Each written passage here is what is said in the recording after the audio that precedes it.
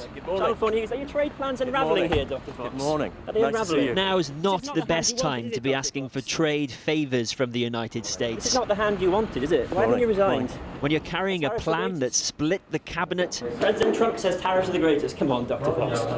and no, you'll be nowhere near a priority for a preoccupied President Trump. I can think of no closer friend of the American people than Liam Fox. Liam Fox, International Trade Secretary, came here to renew his plea for a post-Brexit trade deal.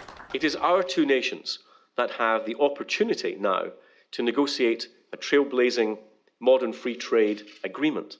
Because we both fundamentally believe in trading and commercial freedom, our interests are not in opposition to other countries, and trade between us is not a zero-sum game. But the main event today, guess who? The EU.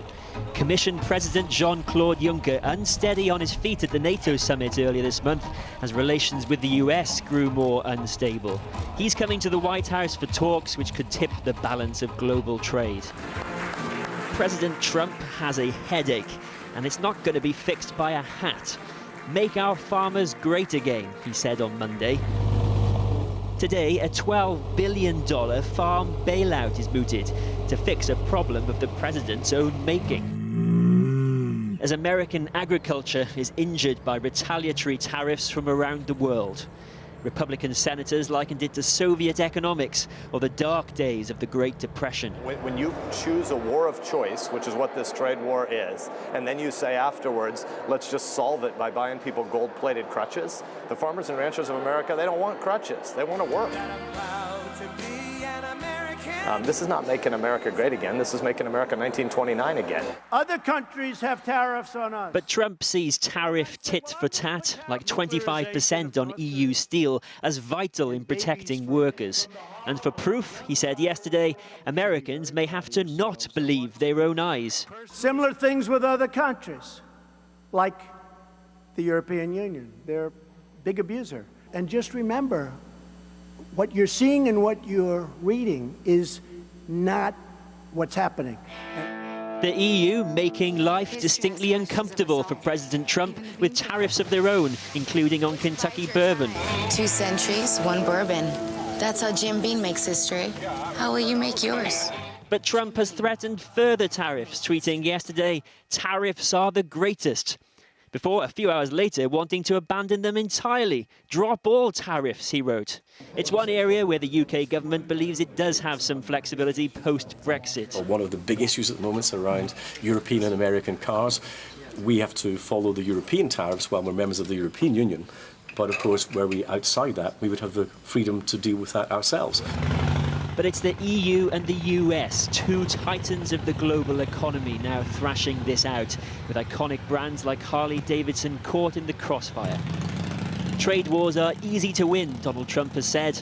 This one looks to have cost him $12 billion and counting.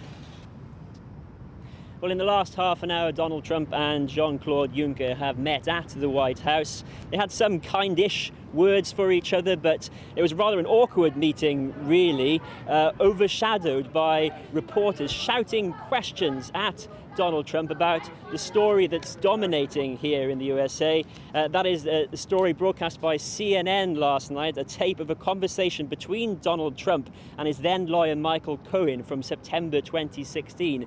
And in it, Trump and Cohen appear to be discussing a payoff and buying the rights to the story of a former Playboy model, Karen McDougal, who alleged she had an affair with the president, or now president, dating back to 2006, which he denies. Now, have a listen to this recording. The audio isn't always clear, the context isn't always clear, but listen out for the words pay with cash towards the end.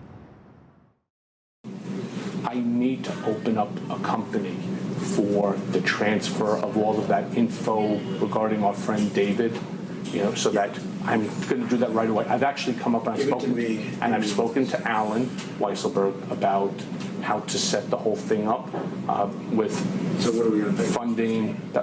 Yes, and it's all the stuff, because you never know where that company, you never know where he's going to be.